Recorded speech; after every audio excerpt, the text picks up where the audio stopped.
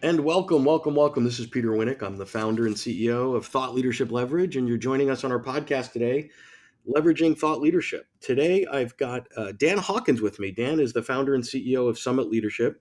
He's got a really impressive corporate career. He was a chief human resource officer, top talent and organization development executive, a global HR VP, other senior leadership roles with high performing companies and some pretty impressive brand name companies: Asurion, Ingersoll Rand, Magnatech, and Hexcelanese. Now he's on the other side, running a really good consulting firm down in North Carolina. So welcome aboard, Dan. Thanks for joining us today. Peter, thank you. I appreciate you speaking with me today. So your story, sort of in a nutshell, is you leave the great corporate job, right, at a Fortune 500 and make the plunge on your own to go out on your own and sort of stake a flag in the ground. What's that been like, and how has that evolved over the, what is it, 3 years or so since you started the company?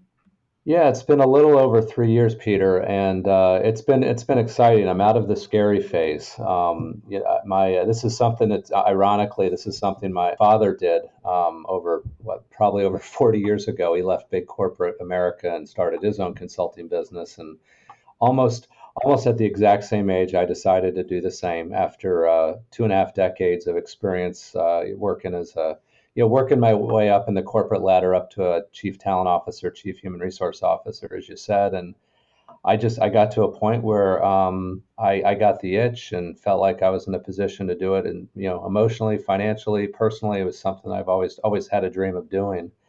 And yeah, it's been great. It's been great. The first year is scary because you wonder if you really can survive without the big system around you.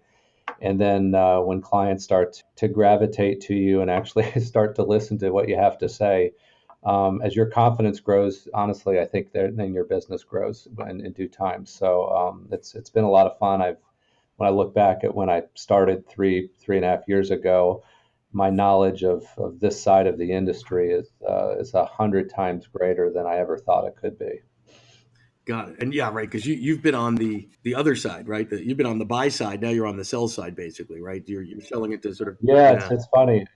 It's funny. I've been a consumer far longer than I've been a deliverer of consulting work, and it's funny when I try to do work on business development opportunities, and people don't return your calls or cancel your meetings and things like that. I feel like there's some karma going on because I was that guy when I was purchasing consulting. So I've So the first tidbit there is, if you're a senior executive and people are pitching you, content based things, consulting and such, at least return their calls, because paybacks, Yeah, you know what. given what karma is alive. So I do. It used to get me Yeah. down. It used to be discouraging, and now I get it. I get. I used to do. I wasn't awful, but I definitely, if I had a conflict in my schedule and it's a consultant calling me or an executive in my company, I certainly would take the latter, not the former. Well, it's also, I think, your perception of time changes when you're on the other side in terms of speed, right? When you're on the sell side, you're ready to go, right? You've put it all together, you've got your proposal together, you're ready to launch it.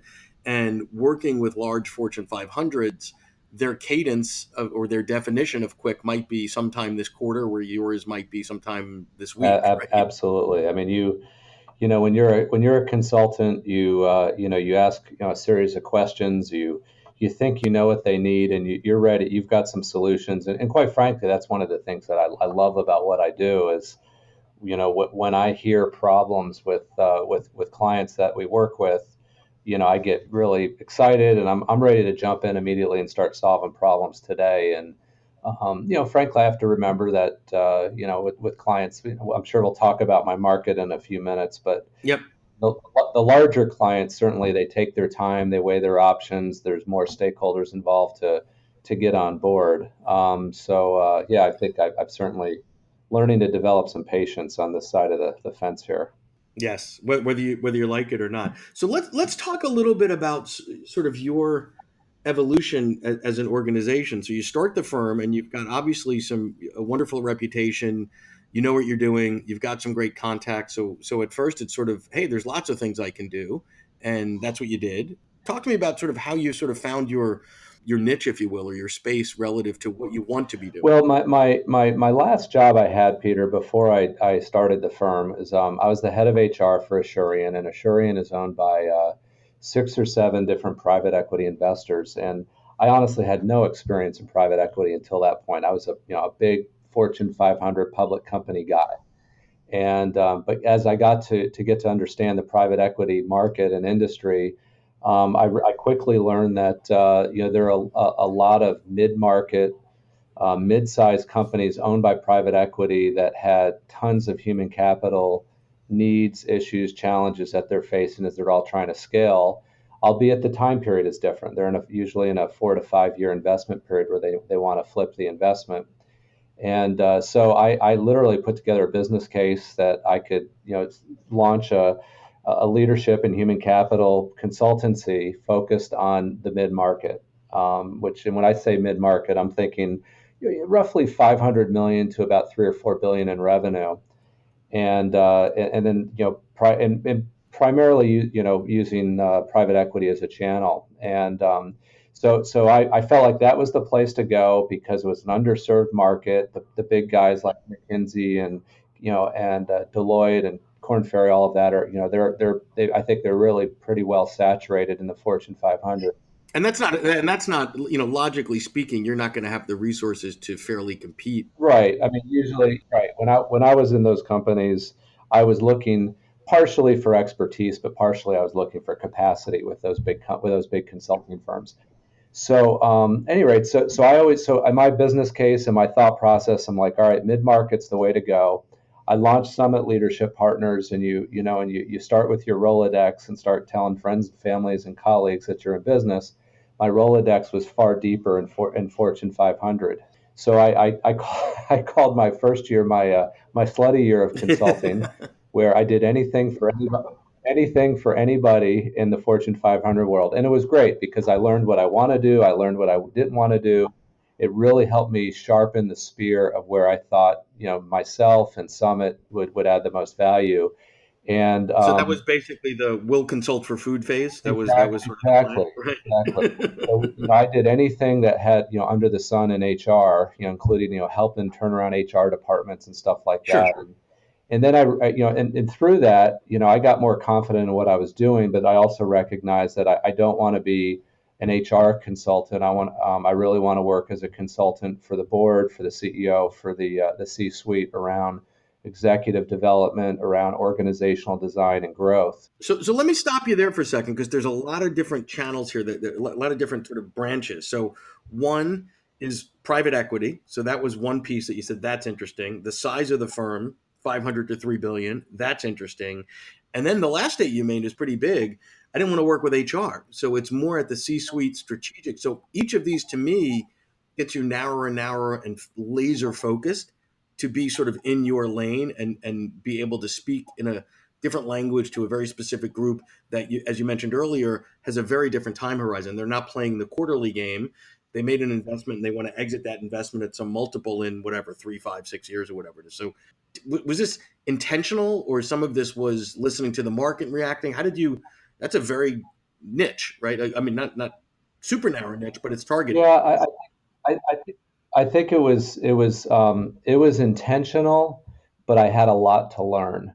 Look, I think I was a little bit of a square peg in a round hole as an HR executive. I mean, I have degrees in organization psychology. That's what I was trying to do, but I wasn't. I honestly I didn't love being an HR guy. I loved being, working, coaching executives. I love business. I definitely personally gravitated towards the C-suite, the CEOs, et cetera. And I also know that if you're really going to make a meaningful impact, you really have to start at the top, and that is with the CEO or the CHRO, frankly. But when you go below that, you're really dealing with gatekeepers, quite frankly. And yes, that's where my personal gravitational pull was. But then, as you pointed out, Peter, I learned a lot, and I recognized that, a couple things when you're working with, A, the top of the house, and then B, with private equity. Top of the house, as I tell my team all the time, they always have money to spend. So if there's a business need and we can solve it, I don't care what their financial position is. I don't care what their budget constraints. They're going to find a way to grow their business. Well, and contrast that with the HR world of RFPs and budget and having to wait. Compare the two, because I think it's a massive difference in terms of business need, find the budget versus HR and having to go through processes and lack of authority and such. Yeah, and I think I knew that as a big corporate guy, but also what my first big project that we got, we were, my joke is we were put in the gladiator pit with Deloitte and Korn Ferry and PwC, and we had to duke it out and had like 7 levels of review, and we got the RFP simply because I had a connection in the company. Nothing, we by far I wouldn't have picked us, but they did, and it's just a brutal place to be. And for a small company that doesn't have the capacity to generate 25-page RFPs, it's not a good place to spend our time. And often they're going to go with, if the expertise is good, if the expertise is the baseline to get you in the door, then they're going to try to drive cost, and that's not a play that we typically play. And so, and then in the decision maker, honestly, when you're working with corporate America, if you're dealing with a head of leadership, a head of talent, sometimes the head of the CHRO, they're coming from more of a constraints mindset, like, here's what I can afford, can you do this in my bucket? Whereas when we talk to board CEOs, and honestly, most CHROs, when they have a business need, they're going to find a way to pay for it if they think it will help the business. And that's a great partnership. And we don't like, most consultants don't like to be treated like vendors. They want to be treated like partners. And that was really important to us. I think the other learning that you asked me if it was intentional, which I really had to get sharp on, is the time horizon in private equity, from buying, making the investment to exiting the investment. You're running a 5-year race, and when you're in corporate America, they're thinking about next generation leaders. I mean, they're looking at 10 to 20 years of organizational development benefits and things like that. And so I definitely, the good thing is I'm impatient as hell, and I do move fast, probably, sometimes to the frustration of the big companies. But I definitely we learned how to change our language in private equity speak around from investment period to exit period, so that our solutions, our recommendations, where we advise around leadership and organization matters, we know that they want real time, directly, P&L impacting solutions, not these long tailed programs that maybe may work, may not. When they're not looking all the way down the talent change of recruiting and retention, and it's a bit of a renter's mentality versus a buyer and owner's mentality. Let me ask you a couple things, because there's a lot of information coming back and forth in a good way. You mentioned that you were in the sort of the gladiator pit with the big boys. Now, sometimes while that could be flattering, you could go broke pitching business, because the Deloittes and such are set up to be pitching business and long-term cycles and all that sort of stuff. With a small firm, when you're starting out, if you're involved in 2 or 3 pitches at that level without, live engagements coming in, that could be a 4 month to 14-month process until dollars come in the door. So how do you balance sort of the long sales cycle with the, sort of the cash flow demands of having to pay your bills and keep the doors open and hire people and grow? Yeah, well, I think the easy answer is we don't participate in those anymore. I mean, so Okay. we don't participate in those long RFP cycles. Would we work with the large companies? Of course, they have deep pockets, big Sure. needs. They're great. We learn a lot from them just as much as they learn from us, but it's not a target market for us. So, if you ask me, I spend probably 50% of my personal time on business development activity. I would say 0% of it is, quite frankly, doing business development with Fortune 500. It's all with more mid-sized companies. So, and so they typically are not putting us in the gladiator pit with other firms. You develop this long-term relationship. They know what you're good at. They know what you're not. And it's typically, it's something that you've done enough, relationship building, and quite frankly, we do a lot of freebies. We do a lot of, hey, we give them suggestions, we give them advice, and then our clients trust us to know, hey, we want to hire these guys. Right. I would say that would be the answer to the whole long tail RFP. We haven't done one of those in a year. Excellent. And we haven't done it in a year. And guess what? We didn't get it. They gave it to some other large company. And so I swore myself. My recommendation would be, if it doesn't have to be binary, do it or not do it, but when you do it, be thoughtful and mindful around the actual cost. So if you're spending 50% of your time on business development, you wouldn't be doing that if you weren't getting a logical return on that, right? If you kept striking out, you'd find something else to You're do. right. So when you look at those RFPs and measure it against your other activity and say, geez, that was, a man month of labor, right, against that, and I did that 5 times and struck out. Okay, well, what else could I have done with those resources? Right. There is a good news story in this RFP we didn't get, because this client was in our target market. Frankly, it was Okay. about a $4 billion company, and they put us in. They did throw us in the heap with some others, but the reason we purposely committed to do the RFP because we thought this would get us in the door. So frankly, we could show our stuff to the client, the potential client. So the good news is we didn't get the RFP for this big project, but they gave us so much work afterward. It was probably 5 times the value of the RFP that we got. It's probably our highest revenue generating client that we have today. So that's brilliant, because you didn't have to do RFPs for that work. It was a way for them to be exposed to who you are and what you're about, and impress some others in the room with their own budget. I want to shift a little bit here to the content. So here's what I'd like to talk about for a minute. So you've developed now, on the consulting side, your own processes, methodologies, and frameworks. That's number one. And number two, you're in the process and have started using content and thought leadership as a marketing tool. Sort of walk me through sort of that path for you. Probably, this is where, even though I kind of, stuck my nose at the big companies, this is what I gained from the big companies is you can't scale growth unless you build, a little bit of structure, some process, some repeatability. I tell my team we've got to turn this snowflake into a blizzard, which means when we have a new, great, novel, great idea that works with one client, how can we make it repeatable? So over the last year, we've worked our butts off. We've got a bunch of interns working here, underneath the consulting team. We've worked our butts off in documenting all of our processes, our procedures. We created an online organization diagnostic that clients love, that now has benchmark data. We're starting to write articles on it. We just got it copyrighted.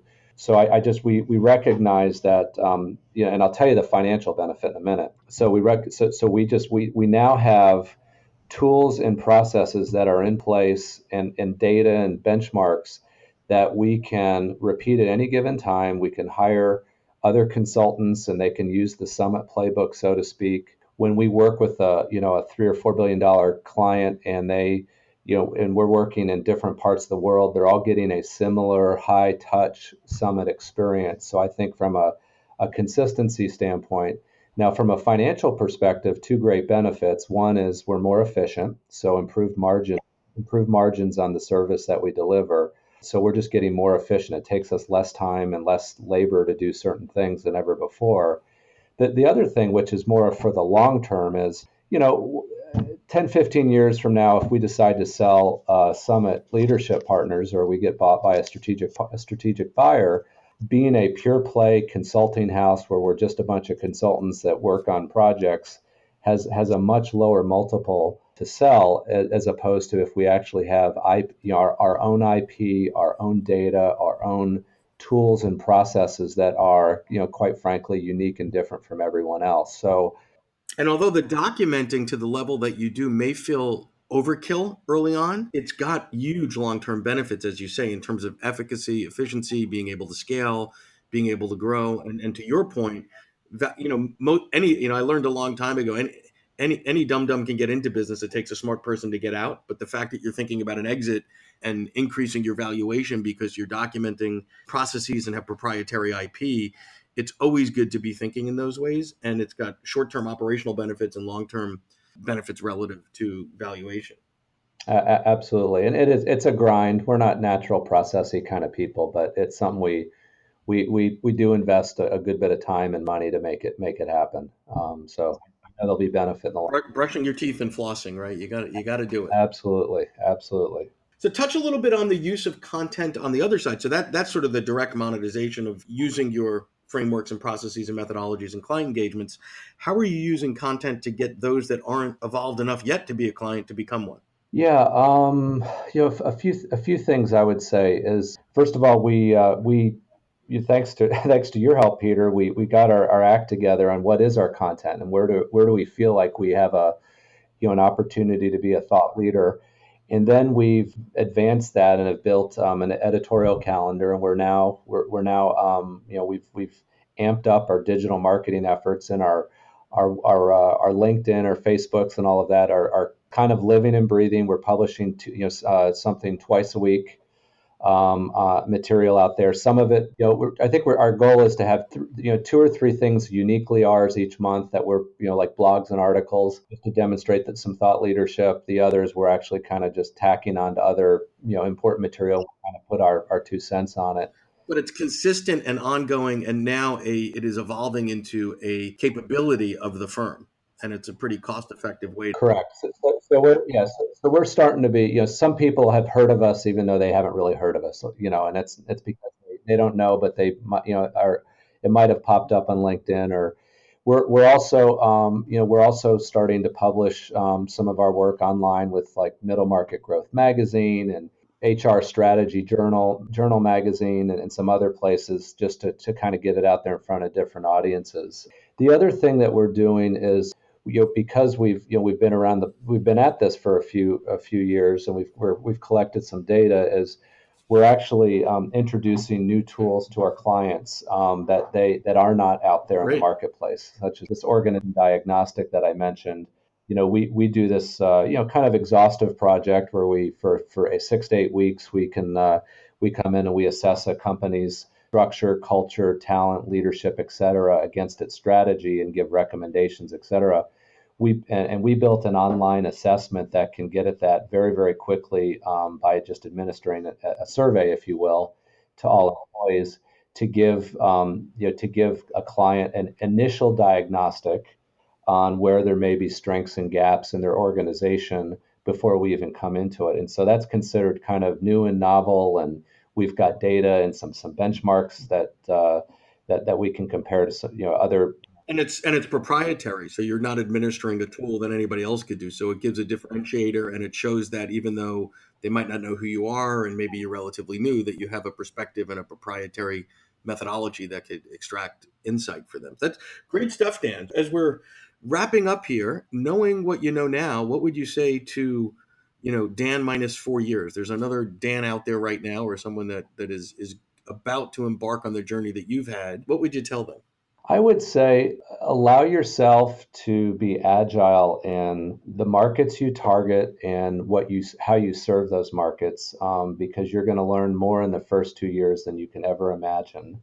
The second thing I'd probably say is keep in mind that the first year, even if you've got an incredible Rolodex, it is the year of insecurity and did I make the right thing? Or did I make the right decision or do the right thing? So know that trough, even if business is good, you still question yourself. That's a normal emotional reaction until you start getting your legs under you, and you really find what your true value is to the marketplace. And I'd say the third thing is just surround yourself with great people. I mean, we've got a team of about 10 of us, and they're smart as heck and great at what they do. But more importantly, I love being around them. They're fun. We don't take ourselves too seriously. That makes it all worthwhile. When you're with large companies, sometimes you have to work with the people that are around you because you can't pick all. And so just surround yourself with great talent and people that you enjoy spending time with. Great advice. And finally, where do people find you? How do they get in touch with you? Well, I think there's two ways. Please check out our website, www.summitleadership.com, or they can call me directly in the office at 704-237-4677. And I guess lastly, my email address is dan.hawkins, Hawkins, @summitleadership.com. Any one of those three would be great. Awesome. Well, thank you so much. I appreciate your transparency and sharing the journey, the good, the bad, the ugly. And it looks like it's smooth sailing from here. Knock wood, right? It's going well. And I hope so. I think it will be. Future's bright. great. Well, thanks for sharing today, Dan. Thank you, Peter. Great talking with you. To learn more about Thought Leadership Leverage, please visit our website at thoughtleadershipleverage.com. To reach me directly, feel free to email me at peter@thoughtleadershipleverage.com. And please subscribe to Leveraging Thought Leadership on iTunes or your favorite podcast app to get your weekly episode automatically.